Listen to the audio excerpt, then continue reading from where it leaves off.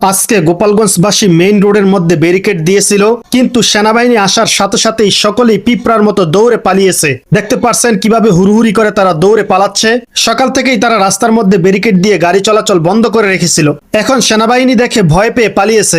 গোপালগঞ্জবাসীর একটাই উদ্দেশ্য, তারা শেখ হাসিনাকে দেশে ফিরিয়ে এনে পুনরায় ক্ষমতায় বসাইতে চায়। আর শেখ হাসিনা পুনরায় ক্ষমতায় বসলে দেশটার কি হাল হবে আপনারা তো জানেন বা বুঝেন। আমরা দেশবাসী চাই গোপালগঞ্জবাসীর একটি দৃষ্টান্তমূলক শাস্তি হোক, তাদেরকে কোনোভাবেই ছাড় দেওয়া উচিত হবে না। তাই আপনারা যারা চান শেখ হাসিনা পুনরায় ক্ষমতায় না আসুক, তারাই এই ভিডিওটিতে একটি লাইক করে দিবেন, ভিডিওটি শেয়ার করে সকলকে দেখবার সুযোগ করিয়ে দিবেন।